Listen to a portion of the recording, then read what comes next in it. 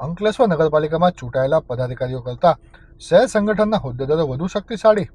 શહેરમાં ઉઠ્યા ગંભીર સવાલો. અંકલેશ્વર નગરપાલિકાના શાકભાજી માર્કેટ વિસ્તારમાં થયેલી ડિમોલેશન કાર્યવાહી બાદ એક નવી ચર્ચાએ જોર પકડ્યું છે. ઘટના સ્થળે નગરપાલિકાના જવાબદાર પદાધિકારીઓ અને અધિકારીઓ હાજર હોવા છતાં શહેર સંગઠનના હોદ્દેદારો દ્વારા અરજદારો સાથે સીધી ચર્ચા કરવામાં આવતા અનેક સવાલો ઊભા થયા છે. સ્થાનિકોમાં ચર્ચા છે કે હવે શું નગરપાલિકાના ચૂંટાયેલા પ્રતિનિધિઓ માત્ર દર્શક બની ગયા છે? નિર્ણય પ્રક્રિયામાં વહીવટી તંત્ર અને ચૂંટાયેલા સભ્યોની ભૂમિકા હોવા છતાં રાજકીય સંગઠનના હોદ્દેદારોની સક્રિય દખલગીરી કેમ જોવા મળી?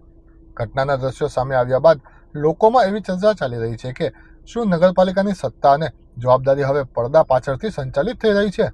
જો અરજદારોની રજૂઆતો સાંભળવાની અને માર્ગદર્શન આપવાની ભૂમિકા કોઈ બિનવહીવટી વ્યક્તિ ભજવે તો વહીવટી પારદર્શિતા અને જવાબદારી અંગે ગંભીર પ્રશ્નો ઊભા થયા છે. શહેરના રાજકીય વર્તુળોમાં પણ ચર્ચા છે કે આ ઘટનાએ નગરપાલિકાના ચૂંટાયેલા અધિકારીઓની સત્તા અને અસરકારકતા અંગે પ્રશ્નચિહ્ન ઊભું કર્યું છે. આખરે શહેરનો વહીવટ કોણ ચલાવે છે? ચૂંટાયેલા પ્રતિનિધિઓ કે પછી સંગઠનના હોદ્દેદારો? જો કે સમગ્ર મામલે કોઈ સત્તાવાર સ્પષ્ટતા સામે આવી નથી. તેમ છતાં ઘટનાને લઈને લોકોમાં અસંતોષ અને ચર્ચા સતત વધી રહી છે.